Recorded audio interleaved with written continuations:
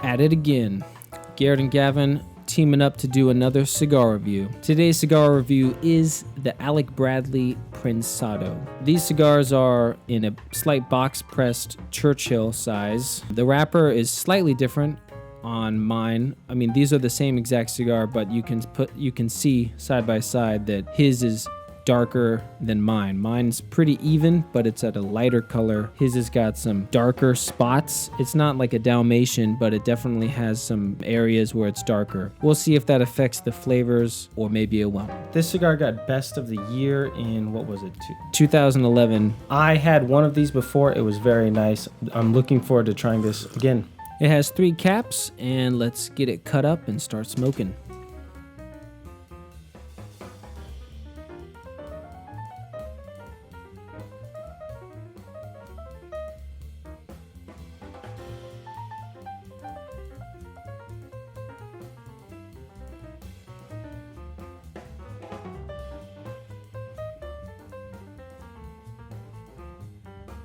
Okay, off the first light, I'm getting just a mouthful of peppery coffee. It's really, really good. It's very oily. I hope it stays like this for the whole smoke. We'll see what happens. How about you? It's full bodied, tons of flavor, and a lot of oil on the tongue. Long finish.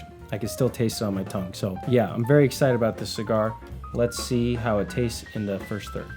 Going great. What time are we at right now, Gavin? We're at 19 minutes in. Mine is smoking just a little bit faster than Garrett's. His has got a slightly tighter drop. Flavor-wise, mine has a couple differences than his. Mine was a very oily coffee, leather, and cedar flavor. What about yours? So right out of the gate, I got a lot of coffee, and then that kind of merged or transitioned into more of a subtle coffee with a leather and a wood and a little bit of pepper. Right now, I'm mostly getting, I would say, wood, coffee, oil, and pepper, very well balanced. No one particular flavor outshadows the other ones. So mine is tasting a bit different. Mine's got a bit of a cedar spice that his does not have, and I tried his. So very interesting. We'll check back in with you on the second third. All right, so we are 44 minutes into this fantastic cigar. Flavor-wise, I noticed a really smooth cedar on the retrohale, and it's still full-bodied. Mine seems a little bit more full-bodied than his, but the core flavors I'm picking out now would be oily burnt wood, leather, and on a couple draws, I even got some meatiness and more of a chewy smoke. For mine, I would say it's similar. I got a little bit of charcoal in the beginning of the second third, and now I'm getting more of a burnt wood and a little bit of cedar. Still very oily and very full-bodied. Both of us are already starting to feel the effects, so this is definitely a full-strength cigar as well as full-bodied. As far as ash or just general performance goes, mine, the ash has been a little bit more flaky. Both of ours, the ash comes off really quick. I did have to touch up light mine once, and then once I ashed it, mine was looking like it was going to go out soon, so I'm having to puff on mine more than he's having to puff on his. Yeah, mine's staying lit very easily. Also, we didn't talk about where these tobaccos came from that make up this cigar. We looked into it. This is a Honduran cigar with a Honduran Corojo wrapper from the Trojes. I might be saying that wrong, but it's from the Trojes region of Honduras, as well as it has some Nicaraguan and Honduran long fillers in the cigar. So we're going to keep smoking, and we'll get back in touch with you guys during the final third. All right, about wrapping up the final third and the cigar as a whole. Flavor-wise, mine's been pretty consistent since the second third. The core flavors would be an oily, bitter coffee with some cedar on the finish. I got some charcoal, a little bit of cream. The cream went away, but at the beginning of the third, I definitely had like a creamy charcoal coffee flavor, and it was delicious. This whole cigar has been phenomenal. I had more of a charcoal flavor in my cigar throughout the whole smoke. He had more of a cedar flavor throughout the whole smoke, so that was one of the biggest difference. That and the draw.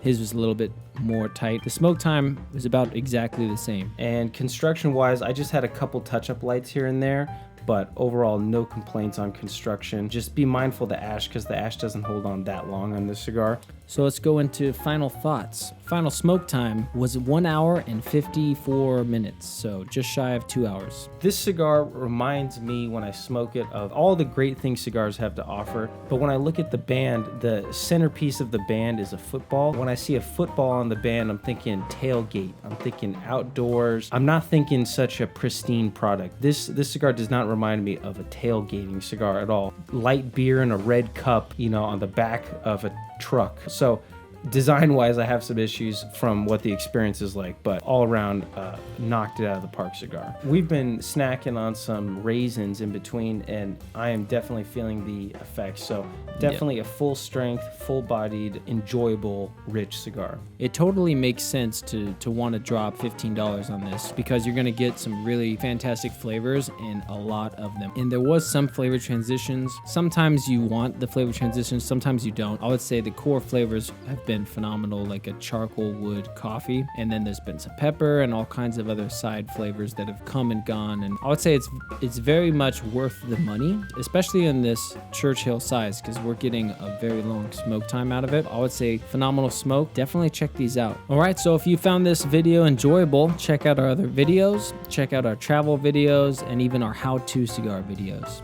With that, enjoy your smokes, people, and let us know what you think in the comments.